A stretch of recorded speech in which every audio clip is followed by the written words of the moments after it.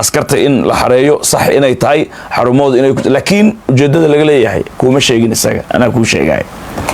marka baydhabo xaaladaas macnaheedu ka taagan waxaad moodaa in gobolkan toos loogu soo duulay marka nimankan ama waan degaynaa ama waan doogaynaa inay akhristeen haddana ay joogto xilligii ugu dambeeyey oo statekan meel la saari lahaa waxaa ka go'an statekan in la qabsado dadkan inay qabsadaan ayaa ka go'an haddaba digli iyo miriflaha ma soo jeedaa mise wuu hurdaa sheegidaasaan leenahay annagana intana lagu dhibsanayo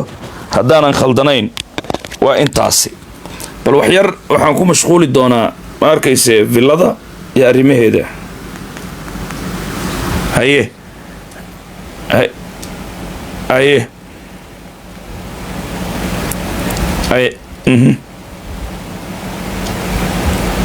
aha haye haye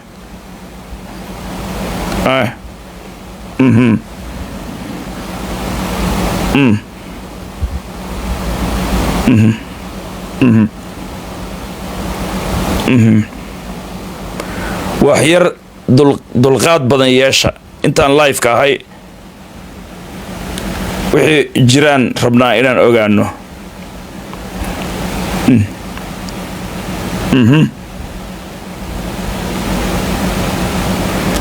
haye haye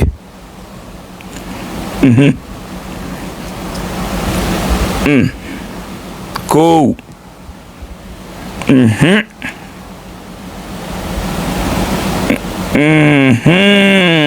hadha waay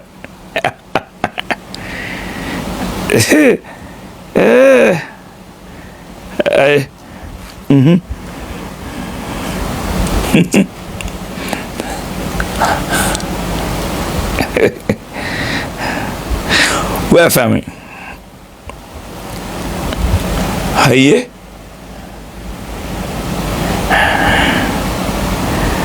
haye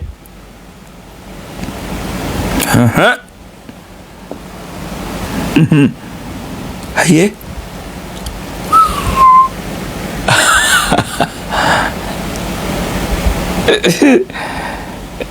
hadha George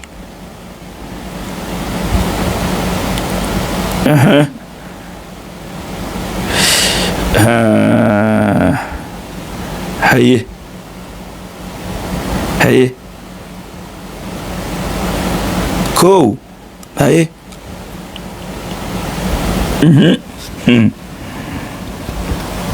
ay u duubayiin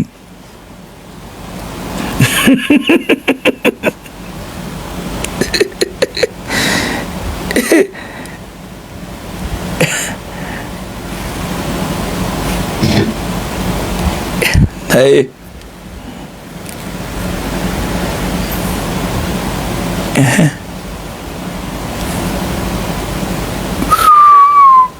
warka wuu cad yahay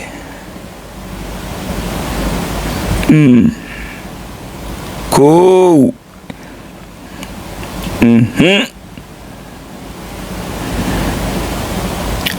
xaaladeedu waa hadhahadhaadhe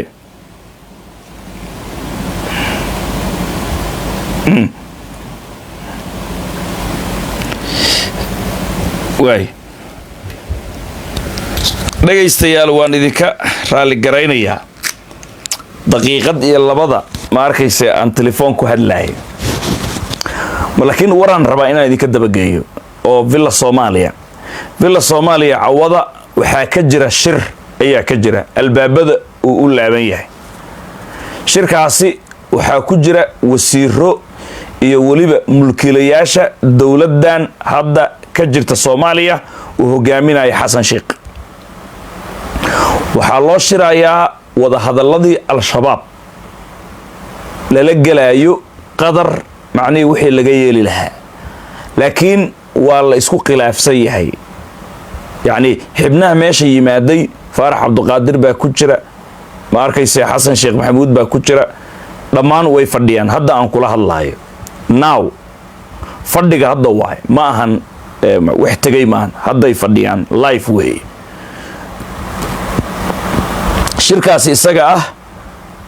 waa la isku mari la'yahay yacni qaabka shabaab loola wada hadlaayo ma arkayse waa la isku diidan yahay khilaafaa ka taagan balse laakiin shirkaasi marka la galayay inta aan la gelin markii sidaasi loo soo xaadiray waxaa la soo geliyey 4 qofood oo 2 qofoodna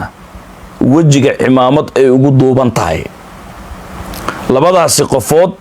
in ay Soomaali yihiin iyo in ay ajnabi yihiin ilaa hadda annagu kuma dambaabi karno haddaan nahay jaamacadda SMC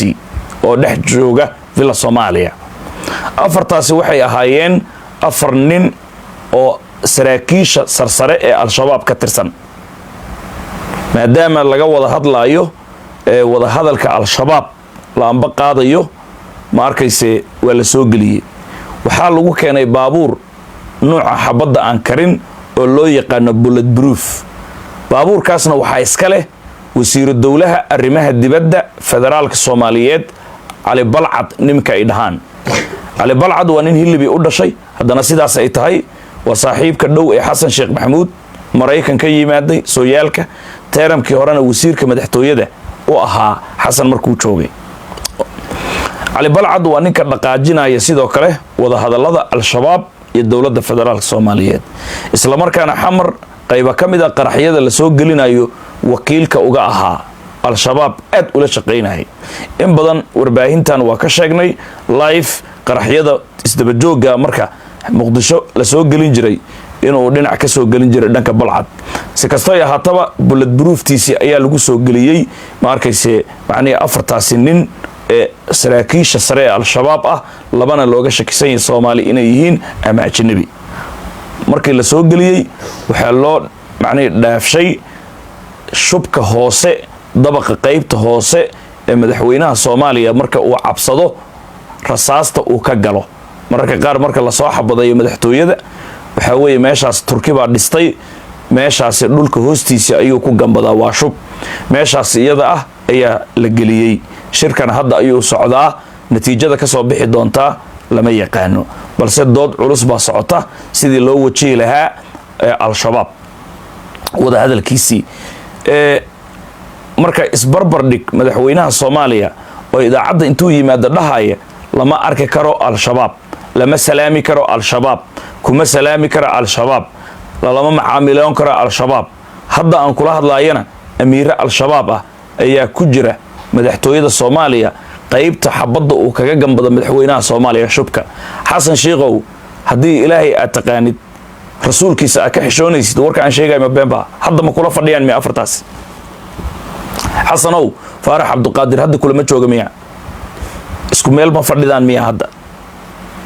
ma igu beenin kartaa madaxweyne ilaan adaa yiri propagandadiina badan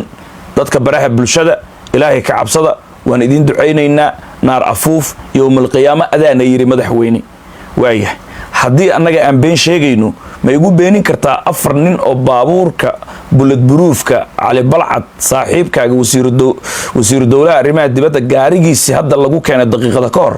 idinkoo fadhiya 2 cimaamad wadata ay ku jiraan afarta in shubka meesha ah ku dhuumata hadda lagu keenay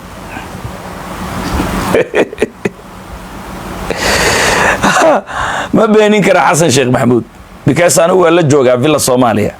kameradan bedelayna iyo ma arkayse villada dumiye ka guura daacadala u guura markaas ma arkayse waan arkaynaa inaan iman karno in kale way gudoomiyaha baarlamaanka Soomaaliya